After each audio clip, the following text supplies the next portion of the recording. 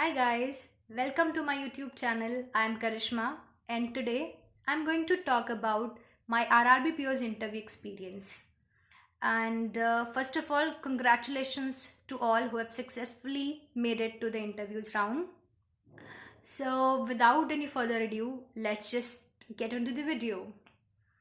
So my interview was on 27th of February 2021 and it was in Lucknow in second shift, but it started at around 2:45 p.m. so there's a long wait. It has like DV process and all these process take a lot of time and you have to wait for such a long time.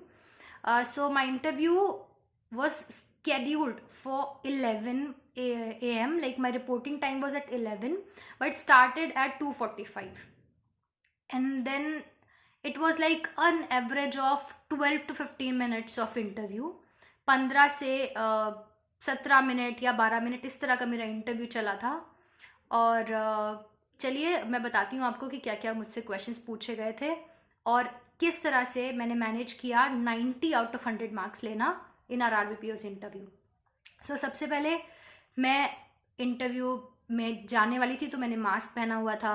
मुझे बुलाया गया, वहाँ पर बुलाते हैं, हमें बिठा दिया जाता है, 3 लोग एक सीट पे बैठ के वेट करते हैं, उसके बाद अपना नंबर आता है। तो वहाँ मैं बैठी हुई थी जस्ट इंटरव्यू रूम के बाहर। तो जैसे ही फिर मुझे बुलाया गया मैंने एंटर किया, तो उस टाइम मैंने मास्क पहना हुआ था। तो जैसे ही मैंने एंटर किया आई आस्क्ड मैं come in, so they said come remove your mask and how are you बेटा, they said like there were 5 panelists and जो बीच में हेड थे he said it and I said I'm very good sir, how are you, I asked him back and then he said I'm very good, please make yourself comfortable, आप बैठ जाइए। और फिर उन्होंने हिंदी में ही मुझसे बात शुरुआत की। उन्होंने मुझसे कहा कि बेटा बताइए, अपने बारे में बताइए।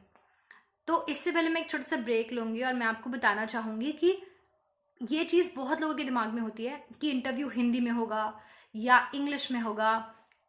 तो मैं आपको बता देना चाहती हूँ, ये भ्रम मैं बिल्कुल दूर कर दूँ कि सिर्फ इंग्लिश में होता है या सिर्फ हिंदी में होता है। जिस भी भाषा में आप कंफर्टेबल हैं आप उस भाषा में अपना इंटरव्यू दे सकते हैं। लेकिन अच्छा क्या रहता है कि अगर वो आपसे इंग्लिश में शुरू कर रहे हैं क्वेश्चन पूछना तो आप इंग्लिश में जवाब दीजिए, और अगर वो आपसे हिंदी में पूछता है तो आप हिंदी में जवाब दीजिए। फिर अब मैं स्टार्ट करती हूँ अपना एक्सपीरियंस। तो उन्होंने मुझसे कहा कि अपने बारे में बताइए। तो मैंने उनको बताना शुरू किया अपने नाम से लेके। Basically it was a question of introduction, like introduce yourself. तो मैंने अपना नाम बताया उनको, फिर मैंने अपनी माता जी का, पिताजी का नाम बताया, और उसके बाद मैंने अपनी क्वालिफ़िकेशंस के बारे में बताना शुरू किया। मैं कहाँ से बिलोंग करती हूँ मैंने ये बताया उनको। अपनी क्वालिफ़िकेशंस बताने के बाद उसके बाद मैंने उनसे बताया कि मैंने BSc किया है, तो उन्होंने मुझे वहीं स्टॉप कर दिया। देखिए, ये मैं आपको बता दूं कि आपको अपने पूरे इंट्रोडक्शन के साथ प्रिपेयर रहना है। बहुत सारे लोग इस तरह से मानते हैं कि अपने बारे में ही तो बताना है, इसमें इतना तैयारी करने की क्या ज़रूरत है, हम थोड़ा रॉ रखेंगे। But let me tell you, आप अपना इंट्रोडक्शन पूरा एक पन्ने पर लिख लीजिए, जितना भी आप अपने बारे में जानते हैं। अपना नाम, माता पिता का नाम, क्या करते हैं पिताजी, अगर माता जी का प्रोफेशन लिख लीजिए, आपके भाई बहन लिख लीजिए, आप कहाँ से बिलोंग करते हैं, आपने क्या पढ़ाई की हुई है, ये सब आप अच्छे से लिख लीजिए। आपकी क्या हॉबीज़ हैं, ये थोड़ा बाद के लिए रखिए बट फिर भी लिख लीजिए। ठीक है, सारी चीज़ें। तो कई बार ऐसा हो सकता है कि वो आपको कंप्लीट करने दें आपका इंट्रोडक्शन, जैसे मेरा था, मेरा उन्होंने कंप्लीट नहीं करने दिया। उन्होंने मुझसे रोककर पूछा कि आपने क्या सब्जेक्ट्स पढ़े हैं, जबकि मैं उन्हें बता रही थी कि मैंने BSc यहाँ से किया है, ये सब्जेक्ट्स रहे हैं। बट उन्होंने मुझसे कहा आप अपने सारे BSc के सब्जेक्ट्स बताइए। तो मैंने उनको बताया मैंने जो भी सब्जेक्ट्स पढ़े हैं, इंडस्ट्रियल केमिस्ट्री बताया, मैथमेटिक्स बताया, और भी जो सब्जेक्ट्स थे फिजिक्स वगैरह मैंने उनको बताया। उसके बाद फिर उन्होंने मुझसे कहा कि अपने फिर मैंने बोला कि मैंने केमिस्ट्री भी की हुई है सर। तो उन्होंने कहा कि केमिस्ट्री में क्या सब्जेक्ट्स थे आपके और आपकी स्पेशलाइजेशन किस में थी। मैंने उनको ये भी बताया ऑर्गेनिक केमिस्ट्री में मेरी स्पेशलाइजेशन थी। तो फिर उन्होंने मुझे पूरा कंप्लीट नहीं करने दिया कि मैं कहाँ रहती हूँ, मैं कहाँ से बिलोंग करती हूँ। उन्होंने मुझसे कहा कि बेटा तो आप ये बताइए कि आपने इंडस्ट्रियल केमिस्ट्री में और केमिस्ट्री में आपने अपना बीएससी एमएससी किया है, तो आपने उसमें क्या पढ़ा है। तो मैंने इंडस्ट्रियल केमिस्ट्री से शुरू किया, मैंने जो जो उसमें पढ़ा था, मैन्युफैक्चरिंग के बारे में, डाइस के बारे में, एस्पिरिन के बारे में, और जितने भी फंक्शंस मैंने चीज़ें पढ़ी थी वो मैंने उनको थोड़ा थोड़ा बताया कि सर मैंने ये पढ़ा हुआ है। और उसके बाद उन्होंने कहा कि चलिए ठीक है, फिर आपसे केमिस्ट्री में कुछ सवाल पूछ लिए जाएं। तो वो इतने अच्छे थे कि वो ऐसा नहीं दिखा रहे थे कि वो अचानक से लाइक दिल फायर क्वेश्चंस एट यू। उन्होंने मुझसे कहा कि आपसे केमिस्ट्री में पूछे। मैंने कहा श्योर सर। आपको हमेशा एक स्माइलिंग फेस रखना है। आपसे जो भी क्वेश्चन पूछ रहे हैं आपको उनसे तो नज़रें मिलानी ही है, लेकिन जब आप आंसर करेंगे तो आपको सबको देखना है। आपको सिर्फ उन्हीं को नहीं देखना है जिन्होंने आपसे क्वेश्चन पूछा है। देखिए, आप अंदर से कितने भी नर्वस हो सकते हैं, मैं भी थी, लेकिन आपको ये अपने फेस पर नहीं आने देना है। और जब आप एक बार शुरू कर देते हैं ना, जो आपसे वो पूछ रहे हैं, आपने 1 क्वेश्चन, 2 क्वेश्चन, 3 क्वेश्चन आपने शुरू किया, आप थोड़ी देर वहां टिक गए, 2-3 मिनट, फिर आप कंफर्टेबल हो जाते हैं। आप ये बात समझ लीजिए कि वो आपकी नॉलेज का टेस्ट नहीं है, आपकी नॉलेज टेस्ट ऑलरेडी हो चुकी है।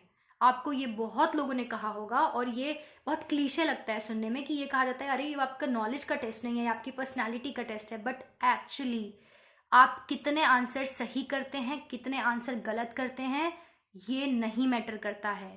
आप किस तरह से सिचुएशन हैंडल करते हैं, क्या आप बिना सोचे समझे आंसर कर रहे हैं, या फिर आप अवेयर कितने हैं, आप उस सिचुएशन में कितने हैं, आप उस पोजीशन पर कितना अवेयर हैं, ये चीज़ चेक की जाती है। तो उसके बाद फिर उन्होंने जब मुझसे ये पूछा तो मैंने कहा जी श्योर सर, प्लीज़ आस्क। फिर उन्होंने मुझसे सबसे पहला उन्होंने मुझसे क्वेश्चन पूछा कि बेटा tell me the difference between hormones and enzymes. तो देखिए, सबसे पहला क्वेश्चन, और मुझे ये क्वेश्चन आधा आता था। मैंने उनको बताया सर एंजाइम्स ये होते हैं। देन ही सेड बेटा हार्मोन्स। मैंने कहा sir sorry I don't know the difference between them, I know them individually but इनके बीच का डिफरेंस मुझे नहीं पता है। उन्होंने कहा ओके फाइन। फिर वो आगे बढ़े, उन्होंने कहा आपने एस्प्रिन का जिक्र किया कि आप मुझे थोड़ा उसका फंक्शन बताइए, किस तरह से एस्प्रिन फंक्शन करती है और हमारे ब्रेन सेल्स को काम डाउन करती है। तो मैंने वो बताया जितना मुझे याद था। उसके बाद उन्होंने मुझसे पूछा कि आप ने केमिस्ट्री में rechargeable and non chargeable batteries के बारे में पढ़ा होगा, मुझे वो बताइए। ये मेरा तीसरा सवाल था और ये मुझे बहुत अच्छे से नहीं आता था। मैंने उन्हें कहा, जितना मुझे पता था मैंने उन्हें बताया। वो सेटिस्फाइड नहीं थे उस आंसर से। उन्होंने कहा आप ठीक बता रही हैं, लेकिन हम जो पूछना चाह रहे हैं आप वो समझ नहीं रही हैं। आप जो वो बता रही हैं जो डेफिनेशन है, हम आपसे कुछ पर्टिकुलर चीज़ पूछ रहे हैं, आप वो मिस कर रही हैं इसमें। तो मैंने कहा sir I am sorry, I am not able to recall this but I read about it. तो आपको हमेशा क्या करना है, अगर आपको कुछ नहीं आ रहा है और वो आपसे फोर्स करना है उस चीज़ के ऊपर, तो आप एकदम साफ साफ मना कर देंगे कि सर मुझे नहीं याद है, इसके लिए मैं माफ़ी चाहती हूँ या माफ़ी चाहता हूँ, और मैं इसके बारे में जाकर ज़रूर पढ़ूंगी या पढ़ूंगा। ठीक है, इतना हो गया। उसके बाद फिर उन्होंने मुझसे पूछा कि ये इसके बाद उन्होंने मुझसे पूछा कि केमिस्ट्री का सबसे बड़ा रूल रिएक्टेंट साइड इक्वेशन में हमेशा प्रोडक्ट साइड के बराबर क्यों होता है। अब इसका आंसर मैंने बहुत अच्छा दिया जिससे वो इम्प्रेस हो गए। मैंने इसको अपनी सिचुएशन से, अपने एनवायरनमेंट से रिलेट कर दिया कि क्यों इक्विलिब्रियम ज़रूरी है, हर चीज़ का इक्विलिब्रियम में होना क्यों अनिवार्य है। ये मैंने उनको बिल्कुल अच्छे से एक्सप्लेन कर दिया। और ये सारा इंटरव्यू हिंदी में चल रहा है। और मैं आपको एक छोटी सी टिप यहाँ पर देना चाहूँगी कि अगर आप अपना इंटरव्यू हिंदी में दे रहे हैं, अगर आप कंफर्टेबल हैं और अपना इंटरव्यू हिंदी में दे रहे हैं, तो please make sure that you start your answer in Hindi and end it in Hindi only. Please do not use English as we call it. अगर आपने एक बार अपना उत्तर हिंदी में देना शुरू किया है तो अच्छे से हिंदी में ही कंप्लीट करिए। बार बार बीच में इंग्लिश का प्रयोग कर देना, ऐसे करना, ये सब अवॉइड करिए। तो यही मैंने किया। मैंने उन्हें हिंदी में, क्योंकि वो मुझसे सवाल हिंदी में कर रहे थे, बहुत स्वीटली क्वेश्चंस पूछ रहे थे, तो मैंने हंसते हुए, सबको देखते हुए हिंदी में ही आंसर किया। उसके बाद उन्होंने मुझसे कहा, ही सेड, इनफैक्ट जब मैंने ये इनको एग्जाम्पल दिया कि इक्विलिब्रियम कितना ज़रूरी है, ना सिर्फ केमिस्ट्री में और किसी चीज़ में, पूरी दुनिया में इक्विलिब्रियम कितना ज़रूरी है, तो उन्होंने मुझे वेरी गुड भी बोला इस चीज़ पे कि आपने बहुत अच्छे से आंसर किया है इस चीज़ का, ही स्माइल्ड। उसके बाद उन्होंने मुझसे पूछा कि आपने अपनी जो एमएससी है वो 2019 में कंप्लीट कर ली है, जून जुलाई तक, तो उसके बाद आप क्या कर रही थी? तो मैंने उनको बताया कि मैं उसके बाद सर थोड़े ऑप्शन सर्च कर रही थी, मेरे पास क्या ऑप्शंस हैं, और उसके बाद मैंने अभी कुछ वक्त पहले ही मैंने तैयारी शुरू की है होल हार्टेडली बैंकिंग एग्ज़ाम्स की। तो उसके बाद उन्होंने मुझसे कहा अच्छा ठीक है, तो आप क्या पढ़कर आई हैं? देखिए ये बहुत बार होगा इस तरह से कि आपसे ये कहा जाएगा कि आप बताइए कि क्या पढ़कर आए। ऐसा सिर्फ मेरे साथ नहीं हो, ऐसे बहुत सारे लोग होंगे जिनसे ये पूछा गया होगा कि आप बताइए कि आप क्या पढ़कर आए हैं। तो उन्होंने मुझसे कहा कि आप क्या पढ़कर आई हैं बताइए, जिस इंस्टीट्यूट में आप आना चाहती हैं उसके लिए आप क्या पढ़कर आई हैं। तो मैंने उनसे कहा सर मैंने बैंकिंग टर्मिनोलॉजीज पढ़ी हैं, बेसिक बैंकिंग में पढ़कर आई हूँ। तो उन्होंने कहा अच्छा चलिए बेसिक बैंकिंग आप पढ़कर आई हैं तो बताइए आपने आरबीआई का नाम तो सुना ही होगा। मैंने कहा जी सर। तो कहते एक्सप्लेन करिए आरबीआई क्या है।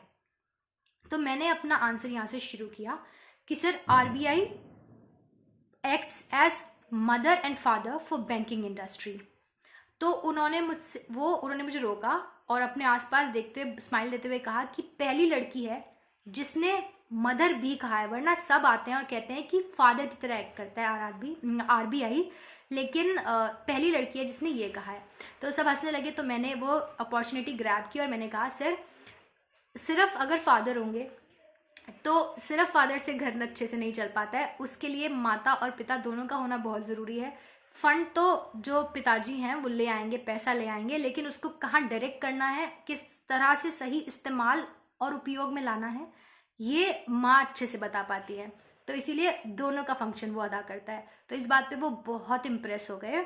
और ये चीज़ आप जो भी अगर कोई कपिल काठपाल सर को फॉलो करता है तो वो जानता होगा कि वो हमेशा यही कहते हैं जब भी आरबीआई का जिक्र आता है या एनपीसीआई का जिक्र आता है, स्पेशली वो कहते हैं आरबीआई के लिए कि ये मदर एंड फादर है बैंकिंग सिस्टम का, बैंकिंग इंडस्ट्री का, बैंक्स का। तो मैंने भी यही कहा और इससे वो बहुत इम्प्रेस हो गए थे। उसके बाद उन्होंने मुझसे कहा अच्छा बेटा कंटिन्यू। फिर मैंने शुरू किया कि मॉनेटरी पॉलिसी लेकर आता है आरबीआई, क्योंकि वही सबसे, देखिए मॉनेटरी पॉलिसी बहुत इंपॉर्टेंट है। ऑलमोस्ट लाइक 70% स्टूडेंट से पूछा जाता है। तो मैंने, क्योंकि वो मुझसे पूछें या ना पूछें, मुझे उनसे वो चीज़ पूछवानी थी क्योंकि मैं पढ़कर गई हूँ, तो मैंने वो जिक्र कर दिया। फिर उन्होंने मुझे रोका, बोलती कि आप मॉनेटरी पॉलिसी को डिस्क्राइब करिए। तो मैंने कहा सर ये एक टूल है इन्फ्लेशन को कंट्रोल करने के लिए जो आरबीआई यूज़ करता है। तो उन्होंने पूछा कि क्या क्या टूल्स हैं इसके अंदर, आप मुझे बताइए किस तरह से करते हैं। तो जैसे ही मैं बताने वाली थी उन्होंने मुझसे कहा कि एक काम करिए, आप हमें ये बताइए कि इन्फ्लेशन अगर बढ़ रहा है मार्केट में तो किस तरह से आरबीआई उसको कंट्रोल करेगा। अब यहाँ मेरे पास बहुत सारा कंटेंट था बताने को, तो मैं फिगर आउट नहीं कर पा रही थी मैं शुरू कहाँ से करूँ उनको बताना। तो ऐसे मैंने कुछ सेकंड्स, क्योंकि वहाँ पर कुछ सेकंड भी बहुत बड़े होते हैं, तो मैंने कुछ सेकंड लिया। इतने में मैंने कहा कि sir please give me a few, मैं इतना बोल पाई थी। उन्होंने बोला कि क्या बेटा आप नर्वस हो रहे हैं, प्लीज़ नर्वस मत होइए, टेक योर टाइम, और पानी लेंगी क्या? मैंने कहा no no sir I am not getting nervous, I am just getting a little confused where to start, just please give me a few moments. He said yeah please take your time. फिर मैंने शुरू किया। तो जैसे ही मैंने उनको describe करना शुरू किया इसके बारे में, वो साथ साथ हेल्प करते गए। और मैंने अच्छी चीज़ ये की कि मैं उस सिचुएशन में फंसी नहीं रही, मैं वहाँ डरी नहीं, I came out of it strongly. और मैंने वो रिलेट कर दिया कोविड टाइम से कि किस तरह से कोरोना ने स्ट्रक किया है हमारे पूरी इकोनॉमी को। उस तरह से मैंने इन्फ्लेशन को डिस्क्राइब करना शुरू किया। और उन्होंने मुझे साथ साथ हेल्प भी किया कि देखिए सही बता रही हैं आप, हाँ जी पैसा ज़्यादा हो गया है मार्केट में, कम हो गया है मार्केट में। इस तरह से उन्होंने पूरा मुझे सपोर्ट किया मेरे आंसर के अंदर। उसके बाद उन्होंने बोला अच्छा वेरी गुड। फिर उसके बाद उन्होंने मुझसे कहा अच्छा अब थोड़ा एग्रीकल्चर के बारे में पूछ लिया जाए, आप ये बताइए कि क्या आप एग्रीकल्चर से जुड़ी हैं। तो मैंने कहा जी सर, मेरी मैटरनल साइड और पैटर्नल साइड दोनों ही बैंक उस एग्रीकल्चर से जुड़े हुए हैं। तो फिर उन्होंने कहा अच्छा ठीक है, सच सच बताइएगा अगर आप पढ़कर आई हैं तो, क्योंकि अगर आप पढ़कर आई हैं तो जो आपके राइट में बैठे हैं वो आपसे पूछेंगे, और अगर आपको कम नॉलेज है तो जो आपके लेफ्ट में बैठे हैं वो पूछेंगे। तो मेरे पास ये अपॉर्चुनिटी थी, मैं एग्रीकल्चर इतना नहीं जानती हूँ, मैं हमेशा शहर में रही हूँ। तो मैंने उनसे कहा कि मैंने हंस के कहा लेफ्ट साइड वालों को इशारा करते हुए कि सर आप पूछ लीजिए। तो सब लोग ज़ोर से हंसने लगे। और फिर जो लेफ्ट साइड वाले थे उन्होंने कहा कि ऐसा नहीं है कि मैं इजी पूछने वाला हूँ, मैं भी डिफ़िकल्ट पूछूंगा। तो मैंने कहा yeah sure sir, I try to answer. तो उसके बाद फिर उन्होंने मुझसे एग्रीकल्चर का कुछ नहीं पूछा। उन्होंने मुझसे कहा कि आप इंडस्ट्रियल केमिस्ट्री पढ़कर आती हैं, आप केमिस्ट्री पढ़कर आती हैं, एमएससी हैं आप, तो आप हमें बताइए कि आपका जो सब्जेक्ट है वो किस तरह से आपको हेल्प करेगा बैंकिंग इंडस्ट्री के अंदर। अब ये सब्जेक्ट डायरेक्टली तो हेल्प नहीं करने वाला है, मैंने थोड़ा बहुत फर्टिलाइजर्स के बारे में पढ़ा है और पेस्टिसाइड्स के बारे में पढ़ा है, तो इससे रिलेटेड अगर कुछ सर्कुलर होगा या कुछ होगा उसमें तो मैं थोड़ा बहुत समझ सकती हूँ और लोगों की हेल्प कर सकती हूँ जो लोन्स लेने आएंगे, थोड़ा डायरेक्ट कर सकती हूँ, लेकिन एज सच मैं कुछ डायरेक्टली उसको इन्फ्लुएंस नहीं करती हूँ।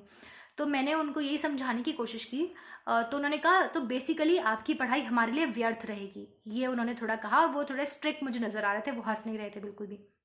तो मैंने कहा सर व्यर्थ नहीं कह सकते, मैंने इतनी पढ़ाई की है, मैंने एक्सपीरियंस गेन किया है इतने, जब हम लैब में रहते हैं और हम अपने एक्सपेरिमेंट्स करते हैं और इतनी लंबी जर्नी मैं तय कर कर आई हूँ, इतना पढ़ाई की है, तो उससे मेरा ब्रेन डेवलप हुआ है। तो ये सारी चीज़ें जो हम पढ़ कर जाते हैं, एक आंसर प्रिपेयर कर कर जाता है, मैंने वही उनको आंसर बोला। तो उन्होंने मुझसे कहा कि तो हम यही मान लेना कि आपका स्टडी हमारे कोई काम नहीं आने वाला। तो मैंने कहा जी सर, डायरेक्टली कोई काम नहीं आने वाला है। फिर उन्होंने इशारा किया दूसरे सर की तरफ। इतने वो लोग आपस में, जो हेड थे वहाँ, आई थिंक वो जीएम सर थे, वो आपस में बातें कर रहे थे। उसके बाद फिर उन्होंने मुझसे कहा कि चलिए ठीक है करिश्मा बेटा, आपका लास्ट क्वेश्चन है हमारी तरफ से, तो आप ये बताइए कि आपके रोल मॉडल कौन है अपनी फैमिली को छोड़कर, अपने माता पिता और आपकी फैमिली को छोड़कर आप एक रोल मॉडल हमें बताइए। अब ये बहुत ही कॉमन क्वेश्चन है, ये सबसे पूछा जाता है, मतलब बहुत लोगों से पूछा जाता है हॉबीज़ के बारे में और रोल मॉडल के बारे में, लेकिन पता नहीं क्यों मैं ये प्रिपेयर नहीं कर कर गई थी। और सच में मेरा कोई रोल मॉडल ऐसा सच है भी नहीं। मैं सोचती हूँ तो मैं नहीं किसी को ऐसे सोच पाती हूँ कि किसको आई लुक अप टू। तो मैंने उनसे कहा इतने में मुझे कुछ समझ नहीं आया कि मैं क्या कहूँ, क्योंकि अगर वो नहीं कहते कि अपनी फैमिली को हटा दीजिए तो शायद मैं अपनी माँ का जिक्र करती वहाँ, क्योंकि सच में वो मेरे लिए एक प्रेरणा का स्रोत हैं और मेरी रोल मॉडल हैं वो। तो फिर मैंने उनसे कहा कि सर मेरे एक इंडस्ट्रियल केमिस्ट्री के टीचर थे मेरे बीएससी के टाइम पर, वो मेरे रोल मॉडल थे, इसलिए नहीं कि वो केमिस्ट्री के टीचर थे और मुझे केमिस्ट्री उनकी तरह बनना था, एक इंसान के नाते जो मैं उनमें गुण देखती थी, मैं इसलिए मैं उनको रोल मॉडल मानती कि वो बेहतर इंसान बनाते किसी को। तो उन्होंने मुझसे कहा कि तुम घुमा फिरा कर, वो हंसने लगे और कहा कि घुमा फिरा कर तुम हमें फिर केमिस्ट्री पढ़ ले आई ना। तो फिर मैं भी हंसने लगी, मैंने कहा पर सर मेरे वही रोल मॉडल हैं। तो फिर उन्होंने मुझसे कहा अच्छा ठीक है, ये हमारा लास्ट क्वेश्चन था आपसे, अब आप जा सकती हैं और all the best to you and may you do good in your life and bye, he said, and I wish them all, I looked at them all, और मैं वहाँ से निकल आई।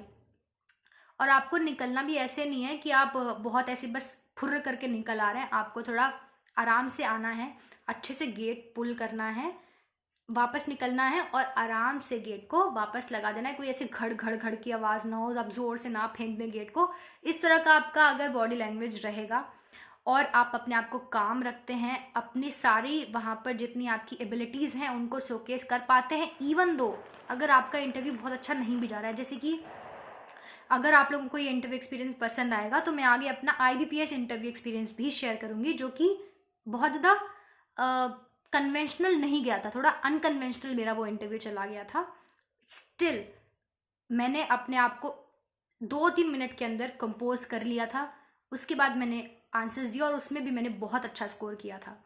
तो ये था मेरा पूरा इंटरव्यू एक्सपीरियंस। अब अगर आप लोग चाहेंगे आगे कि मैं थोड़ा उन आपको ये भी बताऊं कि आपको लास्ट मोमेंट पे क्या क्या चीज़ें पढ़ लेनी चाहिए, आपसे एज अ फ्रेशर क्या क्या पूछा जा सकता है और एज अ वर्किंग एम्प्लॉय आपसे क्या क्या पूछा जा सकता है, क्योंकि अब मुझे 3.5-4 महीने हो गए हैं काम करते करते बैंक में, और मैं अब बता सकती हूँ, लोगों से मेरा इंटरेक्शन होता है, मैं बता सकती हूँ कि जो इंटरव्यू होते हैं वो फ्रेशर से किस तरह, क्योंकि मैं खुद फेस कर चुकी हूँ, और जो एक्सपीरियंस्ड हैं, जो एज अ क्लर्क या एज अ PO काम कर चुके हैं, उनसे किस तरह का चीज़ें पूछी जाती हैं, ये मैं बेहतर बता पाऊँगी। तो अगर आप लोग चाहते हैं कि मैं इस तरह की वीडियो बनाऊँ तो प्लीज़ कमेंट करिए, लाइक करिए इस वीडियो को, सब्सक्राइब करिए यूट्यूब चैनल को, और मिलते हैं नेक्स्ट वीडियो में।